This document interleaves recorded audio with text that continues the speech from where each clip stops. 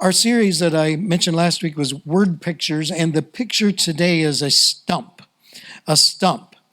And in Isaiah chapter 11, we find this image. It says, "A shoot will come from the stump of Jesse, and from his roots a branch will bear fruit.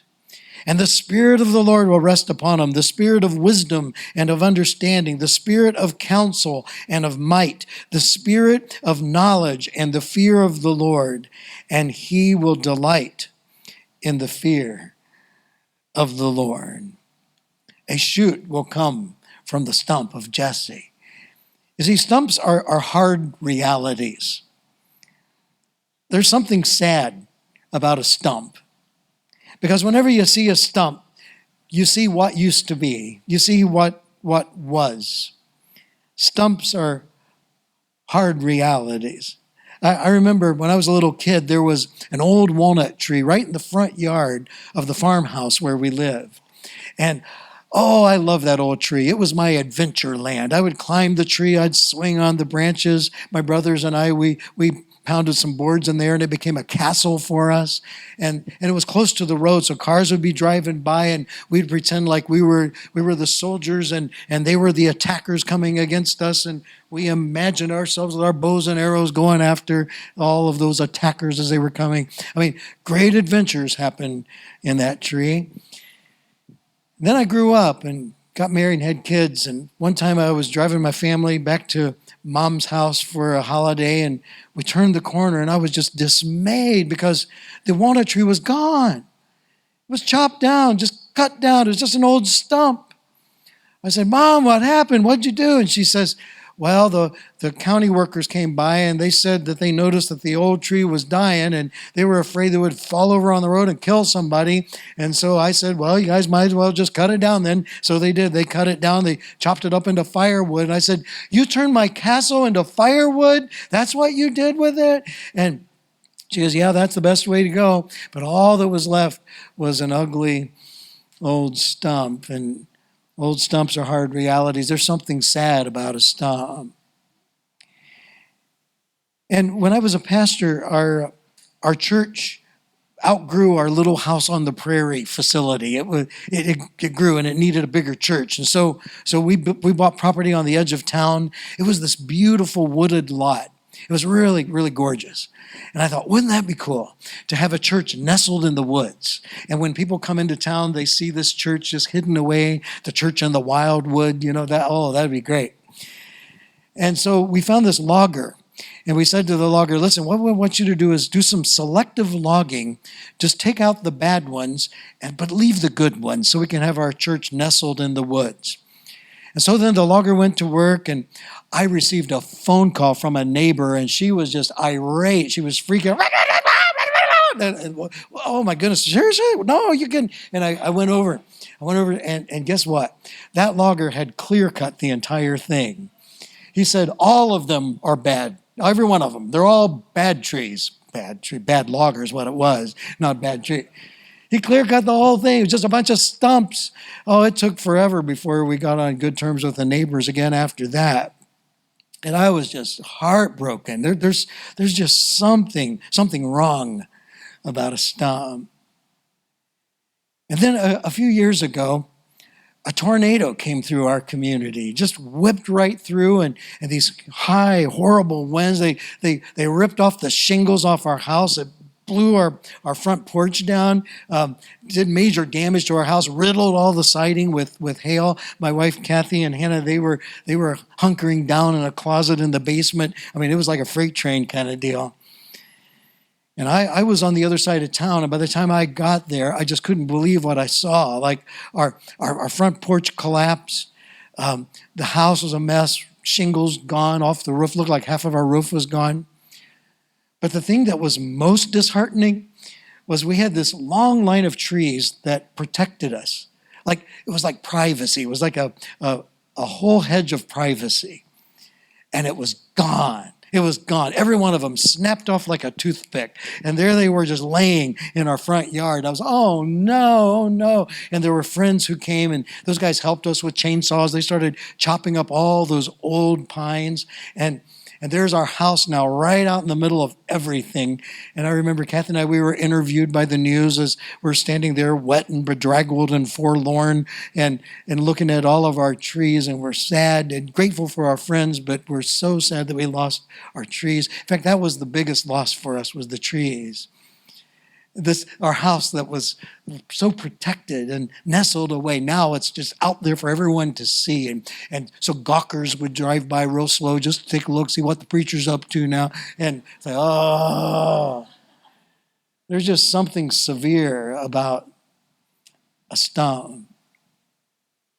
And the scripture says a shoot will arise, will sprout from the stump of Jesse. What's your stump? What is your stump? Your sadness, your hard reality. What is your loss, your cutting, your severance?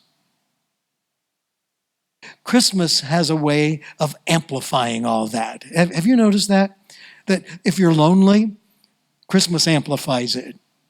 If you're missing a loved one, Christmas amplifies it. It's the great amplifier. Christmas is not the most wonderful time of the year for everyone. And understanding that, every year we would do a service on December 21st. Now that's the longest night of the year. The last amount of daylight on that day, December 21. And so we called it the longest night service. And we've said this service is for anybody who's struggling at Christmas time. If you've had a loss, if you've had heartache in your life, if you can't figure it out, if you're having a hard go of it, then this church service is for you. We didn't sing jingle bells and happy clappy Christmas songs. We sang reflective songs, deep, meaningful songs. And what I found was really interesting. We advertised it in the newspaper, and every single year, strangers came. People that we didn't know, but they read about it in the newspaper, and even though they weren't a part of our church, even though they had no idea really who we are, they were so desperate for peace and for help and strength. They came anyway. They came for this service. People that with stage 4 cancer, people who had lost their loved one just recently. There was a widow, for instance, who lost her husband the day after Thanksgiving, and she came to the service looking for hope. And it's a time like that, it feels like an old stump, right? That's what it feels like. There's just something sad about a stump, something hard about a stump. And their life seemed to be reduced to an old stump.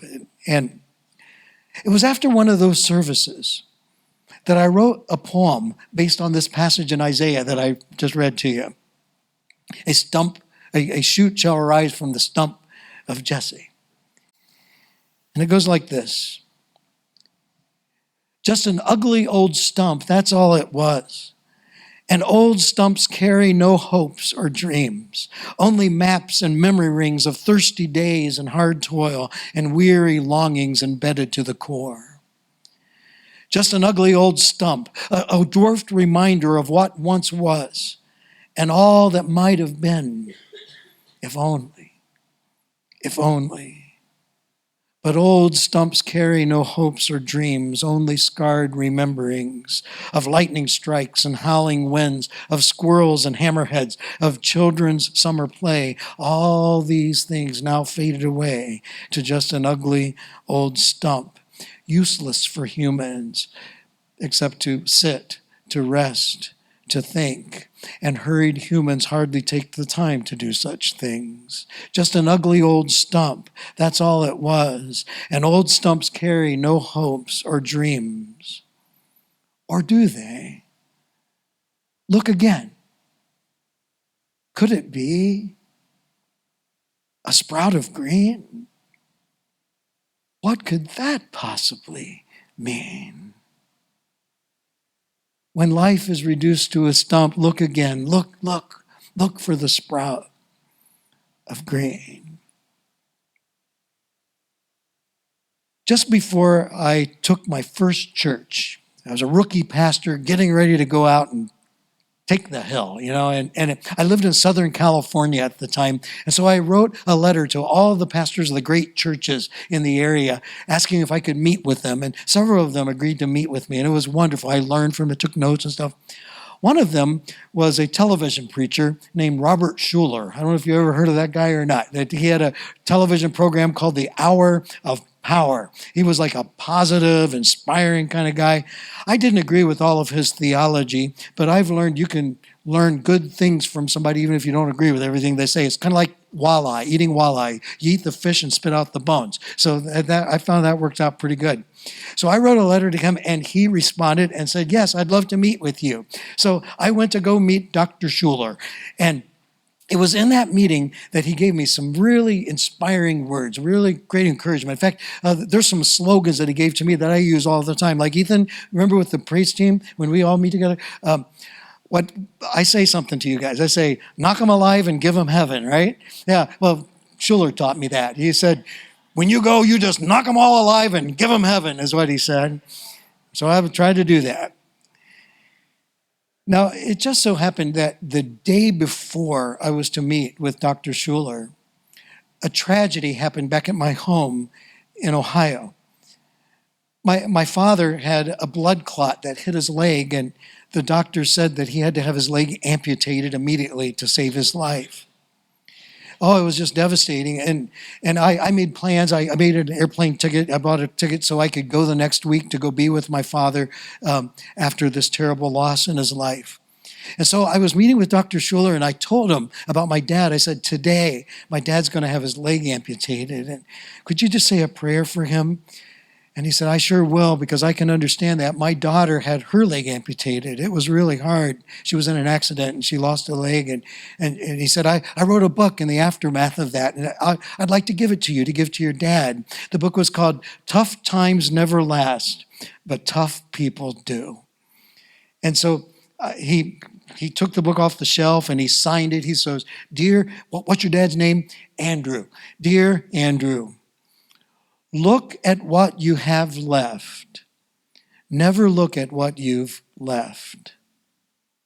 P.S. Your son Mark is great. I love that.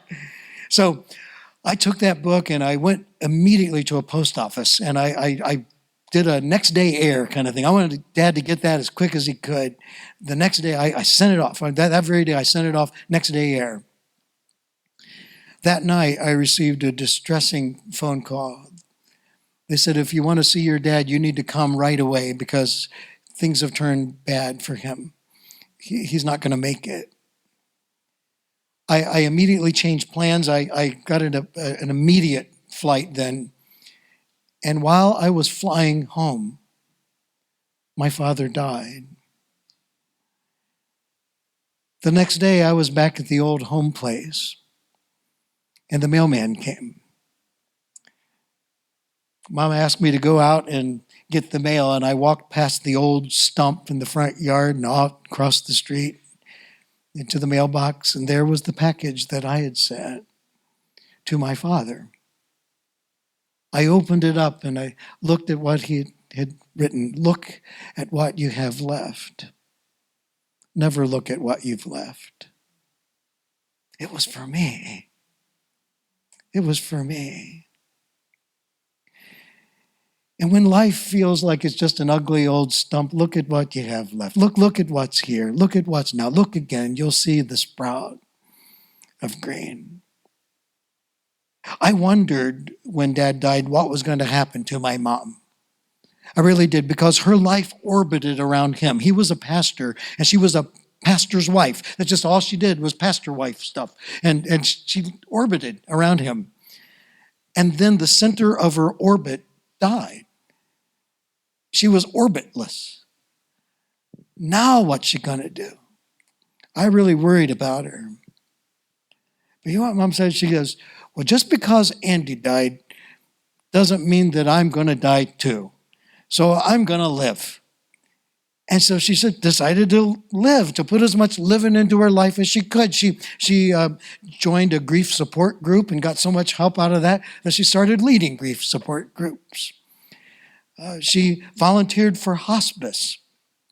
and visited sick people and sang hymns to them.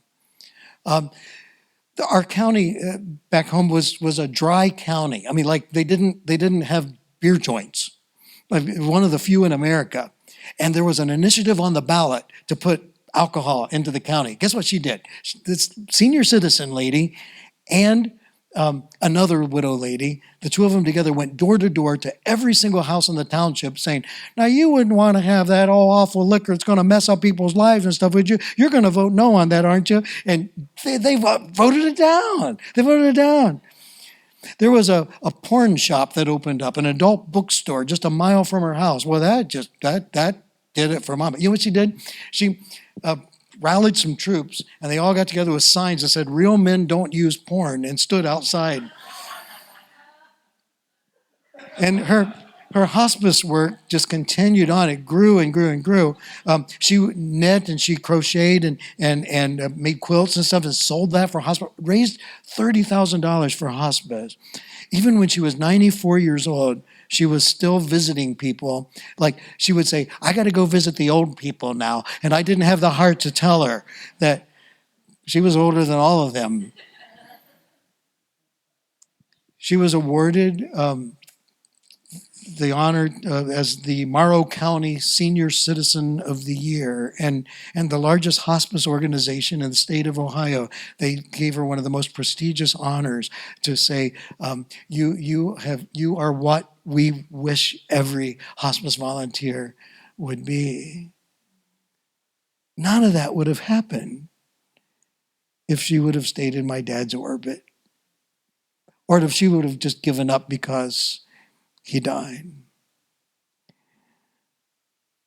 Look at what you have left. Never look at what you've left. When everything seems reduced to an old stump, look again. Look again. Just an ugly old stump. That's all it was. And old stumps carry no hopes or dreams. Or do they? Look again. What could that possibly mean?